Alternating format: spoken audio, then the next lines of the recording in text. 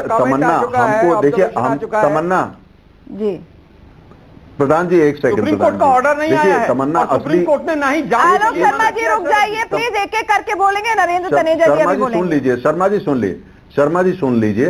देखिए जो हमारी रीडिंग है क्या है कि ये जो पुरानी कहावत है, जैसे आप जानते हैं जोसेफ गोएबल ने बोला, बेनितो मुसोलिनी के जो सन इन लॉ प्रोपेगेंडा सेक्रेटरी थे नेशनल फासिस्ट पार्टी के इटली में, ये सब वो थ्योरी है। क्या है भाई, ये व्यक्ति ईमानदार है, पूरा देश मानता है कि प्रधानमंत्री ईमानदार है और सब जानते हैं। तो उन्होंने कहा ऐसा कोई एक सेकंड इनकम टैक्स डिपार्टमेंट, अरे साहब सुन लीजिए, अरे भैया क्यों परेशान होते, सुनना।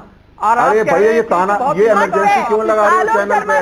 चैनल पे इमरजेंसी क्यों लगा रहे हैं? बोलने दीजिए, चैनल पे इमरजेंसी क्यों लगा रहे हैं? एक मिनट आलोक शर्मा जी, तनेजा जी के बोलने के बाद आपको रिबटल का पूरा मौका मिलेगा, लेकिन उनकी बात पहले सुन लीजिए। आप मुझे बोलने दीजिए, फिर आप बोलिए जी। देखिए बोलिए, जैसे मैंने कहा कि ये देखिए, ये जो पुरानी इनके तरीके जो इटली और जर्मनी में होते थे गोएबल के टाइम में, मुसोलिनी के सन इन लॉ जो प्रोपेगेंडा सेक्रेटरी थे उनके, वो है। उन्होंने कहा ये ईमानदार व्यक्ति है और कहीं कोई इनको मुद्दा मिल नहीं रहा, कोई मुद्दा नहीं मिल रहा। इन्होंने फिर एक मीटिंग करके रणनीति के तहत मैन्युफैक्चरिंग हो रही है, ये मैन्युफैक्चर किया गया यार, इसको लेकर के आगे ट्राई करते हैं। अब इनको ये नहीं पता है कि जो जनता के दिमाग में क्या है, और सच्चाई तो सच्चाई होती है। हमारे देश का जो स्लोगन है, देश का मंत्र है, वो सच्चाई वो ही प्रिवेल करती है। ये तो उस बात को मानते नहीं ना, इन्होंने पढ़ा होगा उस चीज को, हालांकि लिखा कांग्रेस के टाइम में वो गया था। अब एक सेकंड लेट मी फिनिश, उसके बाद आप तमन्ना बोलिएगा। तो अब ये है कि अब ये नया ये लेकर के आए हैं कि भाई ये चार्ज लगाते हैं,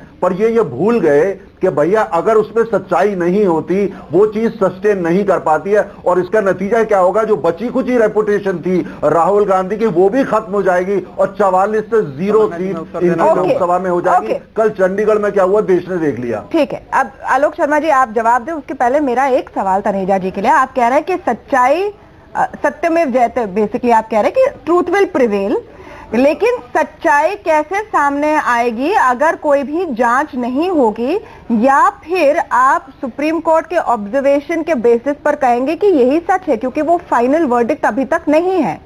क्या अगर ये पेपर आए हैं सामने तो इसमें कम से कम जांच नहीं बनती है? और जांच कौन करवाएगा? दे रहा हूं। पहली बात तो तमन्ना एक सुनिए, सहारा ग्रुप जिसके बारे में पूरा देश जानता है, आज उनकी कई बातें, आज भगवत गीता हो गई, बाइबल हो गई, कुरान हो गई, कौन इस पर यकीन करेगा? दूसरी दूसरी बात मैं इनको तमन्ना जी मैं उत्तर देना चाहूंगा, कह रहा हूं सब एक सेकंड। अच्छा, दूसरी जो जरूरी बात यह है वो ये है कि अगर मान लिया इनके पास कोई वो होता, सबूत पुख्ता होता या ऐसी बात होती है तो उसको गंभीर तरीके से पेश किया जाता।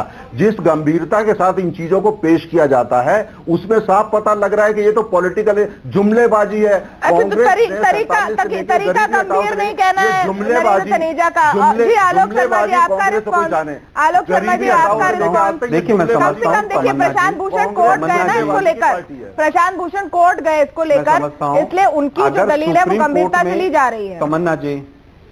तमन्ना जी अगर सुप्रीम कोर्ट ने केस को एक्सेप्ट कर लिया है, ये अपने आप में बहुत बड़ी गंभीर बात है। उसके ऊपर प्रोसीडिंग चल रही हैं, कोर्ट ने कहा है और सबूत दीजिए, कोर्ट अपनी ऑब्जर्वेशंस दे रहा है। लेकिन मुझे केवल ये बताइए, 2.5 साल से सीबीआई और इनकम टैक्स डिपार्टमेंट इन सब कागजों को दबाकर क्यों बैठे थे? मोदी साहब से क्यों नहीं सवाल पूछा कि साहब आपका नाम आ रहा है इसमें? शीला जी को भी बैठाते और XYZ जिसका भी नाम है उसको भी बैठाते।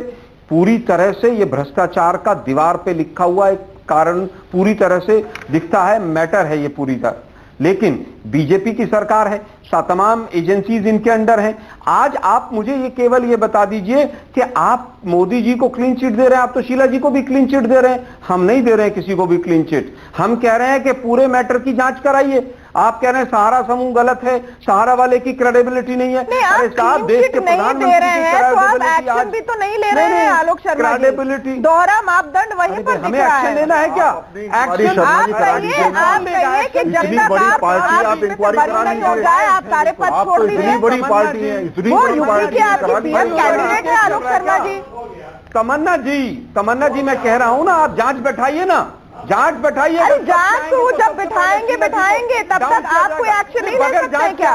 नहीं, हम तो बगैर जांच के कर दें और ये लोग 3 साल तक उन कागजों के ऊपर बैठे रहे।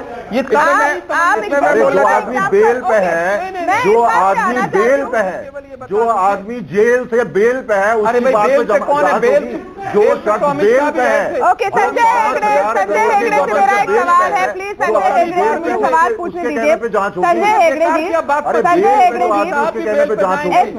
आलोक शर्मा जी और नरेंद्र, अरे आजूर जो बेल पे लीगल सवाल है, कोर्ट से जुड़ा हुआ सवाल है, संजय हेगड़े से मुझे पूछने दीजिए प्लीज। आप दोनों प्लीज दो 1 मिनट देंगे मुझे एज एन एंकर कि मैं एक सवाल पूछ लूं प्लीज सर। आलोक शर्मा जी, तो सरकारी आलोक शर्मा जी मुझे एक सवाल तो पूछने दीजिए, और ये गंभीर सवाल है क्योंकि ये है सुप्रीम कोर्ट के ऑब्जर्वेशंस को लेकर।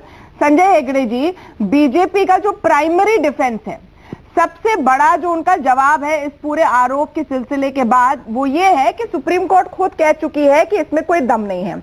अब बताते हैं आपको कि सुप्रीम कोर्ट ने क्या कहा, क्योंकि सामने से ये बात आ रही है कि ये केवल एक टिप्पणी है, फाइनल नहीं है। लेकिन 25 नवंबर को सुप्रीम कोर्ट कहती है कि ये जीरो, फिक्टिशियस, नॉट ऑथेंटिक है।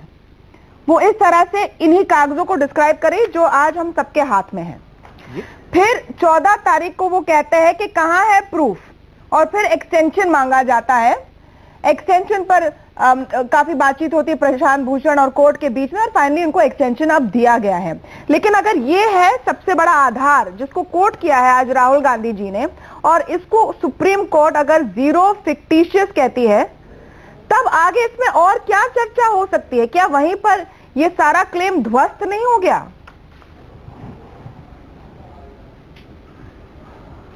देखिए, सुप्रीम कोर्ट ने जो कहा है वो ओरल ऑब्जर्वेशन है, अब तक कोई रिटन जजमेंट आया नहीं है। अब मेरी ये अनुमान है कि बहुत सारे मामलों में जज कुछ कह देते हैं कि आर्ग्यूमेंट कितना जबरदस्त है चेक करने के लिए। ऐसा नहीं, जो जज बैठ के जो ऑफ द कफ जो ऑब्जर्वेशन होते हैं वो फाइनल जजमेंट होता नहीं है। पर मेरा एक और सवाल है, अगर सुप्रीम कोर्ट मान लीजिएगा कि यह याचिका को डिसमिस भी करे, पर फिर भी अगर आप इसे सिद्ध करना चाहते हैं कि ये इसमें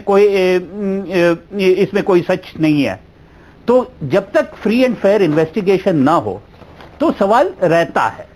ओके, सुप्रीम कोर्ट के सामने एक ही सवाल है, क्या इस मटेरियल पर वो इन्वेस्टिगेशन ऑर्डर कर सकते हैं? तो उसी मटेरियल पर संजय एडमिनिस्ट्रेटिव एजेंसीज है, यानी जो सरकार है, जो आपने कहा वो अपना इंडिपेंडेंट ओपिनियन ले सकते हैं। नहीं, देखिए यहाँ पर सिचुएशन ये है कि जो इन्वेस्टिगेटिव एजेंसीज हैं उन पर सरकार सिटिंग गवर्नमेंट की कैसे जांच करेगी, निष्पक्ष होगी या नहीं, इस पर हमेशा विपक्ष सवाल उठाएगा। करेक्ट?